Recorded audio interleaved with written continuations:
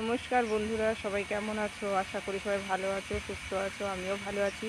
তো আজকে একটা নতুন রেসিপি নিয়ে এসেছি, তোমাদের সাথে শেয়ার করব। পেঁপে দিয়ে রেসিপিটা, পেঁপে দিয়ে যে এত সুন্দর একটা সন্দেশ হয় সেটা কিন্তু আমার মনে হয় কেউ জানো না। তো আজকে সেটাই তোমাদের সাথে শেয়ার করব। এত সুন্দর যে পেঁপে দিয়ে একটা ঠিক কালাকাদের মতন একটা সন্দেশ তৈরি করব।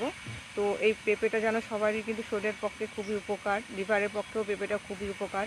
তো পেঁপে দিয়ে কিন্তু আমরা বিভিন্ন রেসিপি করে থাকি। তো আজকে কিন্তু সেটাই দেখাবো যে পেঁপে দিয়েও যে অত সুন্দর একটা সন্দেশ হয়। আর যদি ভিডিওটা ভালো লাগে অবশ্যই একটা লাইক কমেন্ট শেয়ার করতে ভুলো না। তো চলো রেসিপিটা কীভাবে বানাই আজকে সেটাই তোমাদেরকে দেখাবো। তো বন্ধুরা, পেঁপের সন্দেশটা বানাবার জন্য এখানে আমি একটা পেঁপে নিয়ে নিয়েছি। পেঁপেটাকে কেটে নেব।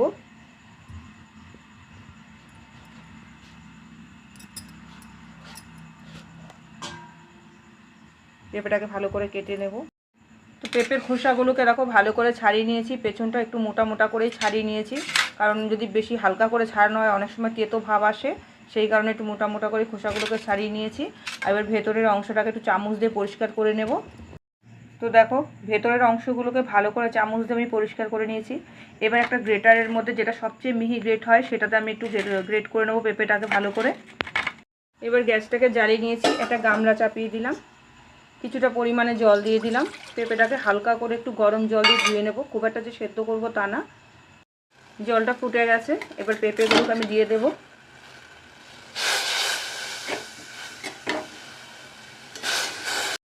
পেঁপেটাকে হালকা করে ভাপ দিয়ে নিয়েছি, এবার আমি নামিয়ে নেব। গ্যাসটাকে অফ করে দিলাম। এটা সাদা সুতির কাপড়ের মধ্যে একটু ছেঁকে নেব, যেইভাবে ঠিক ছানা ছাঁকে সেইভাবেই ছেঁকে নেব। এবার ন্যাকড়ার মধ্যে যে পেঁপেটা দিয়ে নিয়েছি, অতিরিক্ত যে জলটা ওটাকে এবার কিছুক্ষণ রেখে দেবো যাতে জলটা নিগড়ে বেরিয়ে যায়। এবার গ্যাসটাকে জ্বালিয়ে একটা কড়াই চাপিয়ে দিলাম, কিছুটা পরিমাণ গরুর দুধ দিয়ে দিলাম। দুধটা আগে থেকে জাল দেওয়া ছিল, সেই কারণে দেখো কি সুন্দর সরো হয়ে গেছে। একটা এলাচ ফাটিয়ে নিয়ে দিয়ে দিলাম দুধের মধ্যে। কিছুটা পরিমাণ চিনি, চিনিটা আমি অতিরিক্ত দিলাম না, যেহেতু কালাকাঁদ সন্দেশে চিনিটা কম হয়, হালকা মিষ্টিটাই ভালো লাগে, তো সেই কারণে আমি মিষ্টিটা কমই দিলাম।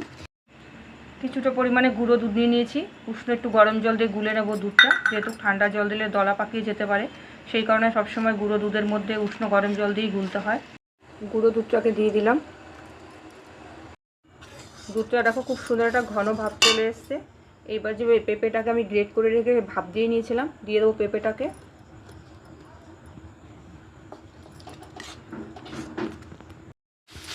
এবার নামিয়ে নেব, নামিয়ে একটু ঠান্ডা করে নেব ট্রেতে।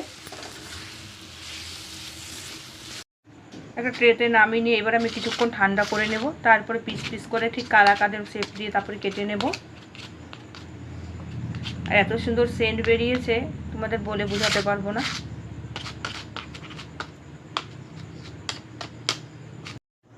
তো বন্ধুরা দেখো কালাকাঁদ সন্দেশটা কত সুন্দর হয়েছে, পেঁপের কালাকাঁদ, আর উপর দিয়ে আমি একটু কেশর দিয়ে দিয়েছি প্রত্যেকটা সন্দেশের ওপর দিয়ে, যাতে দেখতে খুব সুন্দর লাগে কেশরটা দিলে।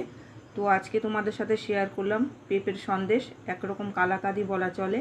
আর খেতে কিন্তু এই সন্দেশটা অসাধারণ হয়, সেটা তোমরা যদি একদিন না খেয়ে দেখো তোমরা বুঝতে পারবে না। একদিন করে যদি খাও মুখে লেগে থাকবে, দেখবে এই সন্দেশটা এতটাই সুস্বাদু হয়। তো আজকে তোমাদের কাছে পেঁপের সন্দেশটা কেমন লাগলো অবশ্যই কমেন্টে জানাবে, তোমাদের কমেন্টের আশায় থাকবো। আজকে এখানেই শেষ করলাম, সবাই ভালো থাকবে, সুস্থ থাকবে, দেখা হবে আবার পরের ভিডিওতে।